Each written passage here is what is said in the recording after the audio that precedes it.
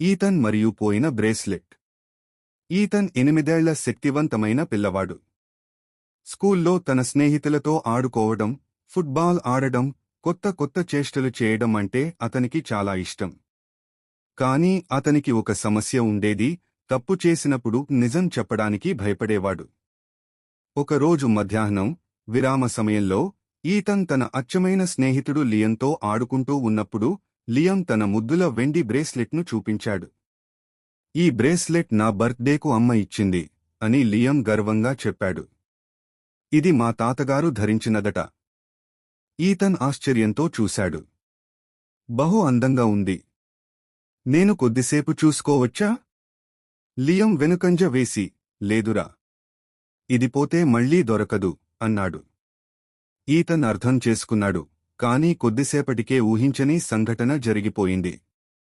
తప్పు జరిగిన క్షణం. అంతకు కొద్దిసేపటి తర్వాత ఈథన్ పక్కనే ఉన్న ఊయల దగ్గర నడుచుకుంటూ వెళ్తూ నేలమీద ఏదో మెరిసిపోతున్నట్లు కనిపించింది. అతను దాన్ని తీసి చూశాడు. అది లియం బ్రేస్లెట్. మొదట అతను లియంకి తిరిగి ఇవ్వాలనుకున్నాడు. కానీ వెంటనే ఇంకో ఆలోచన వచ్చింది.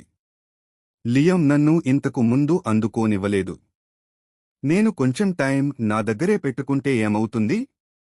ఈథన్ ఒక్క క్షణం ఆలోచించకుండా బ్రేస్లెట్ను తన జేబులో వేసుకుని తరగతికి వెళ్ళిపోయాడు.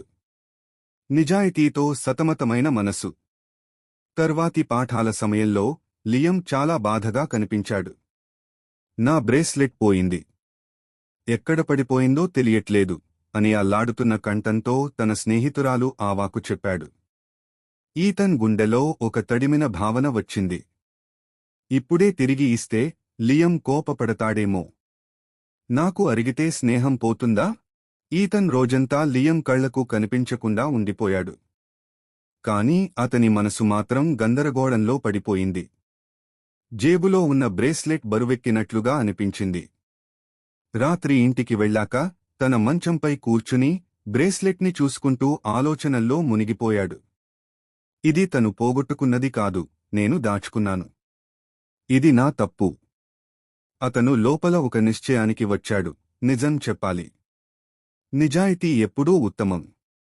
తరువాతి రోజు స్కూల్కు వెళ్లిన వెంటనే ఈథన్ భయంగా ఉన్నాడు. లియం తన టేబుల్ దగ్గర మౌనంగా కూర్చున్నాడు. ఈథన్ దగ్గరికి వెళ్లి తనలో ధైర్యాన్ని కూడగట్టి మెల్లిగా అన్నాడు. "లియం, నిన్న నీ బ్రేస్లెట్ నేనే కనుగొన్నాను. కాని వెంటనే ఇవ్వకుండా నా దగ్గరే ఉంచుకున్నాను. నాకు చాలా బాధగా ఉంది." లియం ఒక్కసారిగా ఆశ్చర్యంగా చూసి బ్రేస్లెట్ని తీసుకున్నాడు. ఈథన్ తన శ్వాసను ఆపుకున్నాడు. ఇప్పుడు కోపంగా మాట్లాడతాడని అనుకున్నాడు. కాని లియం చిరునవ్వు చిందిస్తూ అన్నాడు, "నిజం చెప్పినందుకు థాంక్స్, ఈథన్. నిన్న చాలా బాధపడ్డాను, కానీ నువ్వు తిరిగి ఇచ్చినందుకు సంతోషంగా ఉంది." ఈథన్ ఊపిరి పీల్చుకున్నాడు. అతని గుండెలో ఒక భారమెత్తిన భావన పోయింది. నిజాయితీ చెప్పడం కొంచెం భయంకరమైనా అది సరైనదని అర్థమైంది. ఆ రోజునుంచి ఈథన్ ఒక గుణపాఠం నేర్చుకున్నాడు. నిజాయితీ అంటే కేవలం సమస్యలు తప్పించుకోవడం కాదు. అది మన మంచితనాన్ని చూపించడానికి, మనలోని నిబద్ధతను పెంచుకోవడానికి ఒక మార్గం. ఇకపై అబద్ధం చెప్పడం వల్ల కలిగే తాత్కాలిక ఉపశమనాన్ని కాకుండా నిజాయితీ వల్ల కలిగే మానసిక ప్రశాంతతను కోరుకున్నాడు.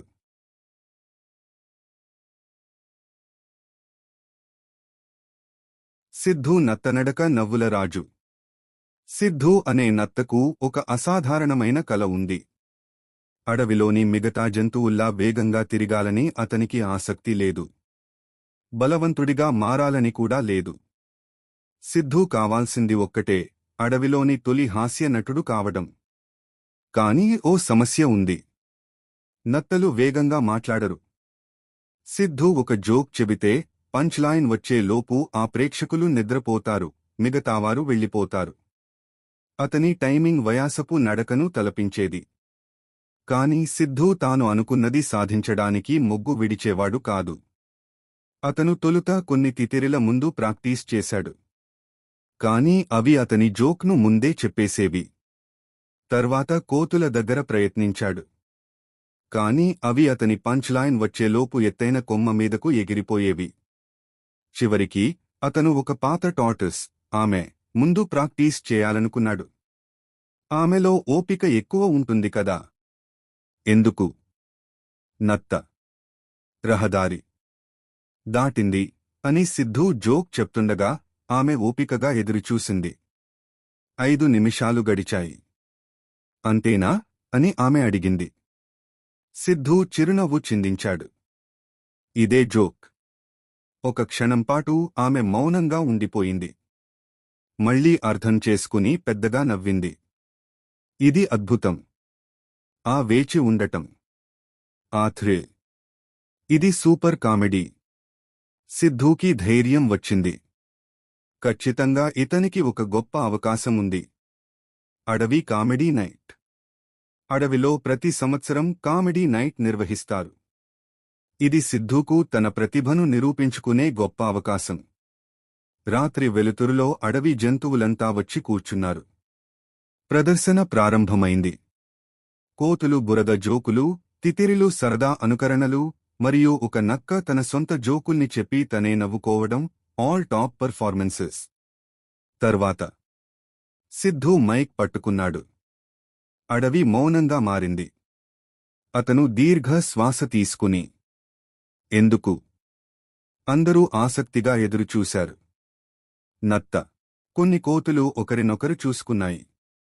రహదారి. కొందరు తితిరిలు నిరాశగా తల ఊపారు. దాటి. ఒక నక్క ఓపిగ్గా కూర్చొంది. ది. ఒక జింక నిద్రలోకి జారుకుంది. చివరికి ఒక పులి గొణుగుతూ వేరే దారి చూసింది. వేరే వైపు వెళ్లడానికి. మూసుకుపోయిన కళ్ళు తెరిచి చూసినవారు ఒక క్షణంపాటు మౌనంగా ఉన్నారు. సిద్ధూకి చాలా నిరాశ కలిగింది. అయితే వెనుకనుంచి ఒక్కసారిగా ఓ పెద్ద కేక వచ్చింది. అతను కళ్ళు చిన్నబుచ్చి చూశాడు. హైనా గట్టిగా నవ్వుతూ నేలపై పోర్లిపడిపోయింది. అద్భుతం. నవ్వు ఆపుకోవడం కష్టమయ్యింది. హైనా పిచ్చిగా నవ్వుతూ చెప్పింది. మిగతా జంతువులు ఆశ్చర్యంగా హైనాను చూశాయి. ఆ సస్పెన్స్. ఆ యాంటిసిపేషన్. ఇది కామెడీ మాస్టర్ పీస్. అందరూ ఒక్కసారిగా నవ్వడం మొదలుపెట్టారు. సిద్ధూ తాను సాధించాడని గ్రహించాడు. అతని నత్తనడక కామెడీ తన ప్రత్యేకతే. ఆ రోజు నుంచి సిద్ధూ అడవిలోని మొట్టమొదటి మరియు ఏకైక నత్తనడక కామెడీ స్టార్ అయ్యాడు. అతని షోలు హౌస్ఫుల్ అయ్యేవి. అతని జోకులు నెమ్మదిగా వచ్చేవి. కానీ ప్రేక్షకులు ప్రతి సెకను ఆస్వాదించేవారు. మరి సిద్ధూ? అతను నిరూపించాడు. కొన్నిసార్లు ప్రత్యేకంగా ఉండటంనే గొప్ప పంచ్లైన్.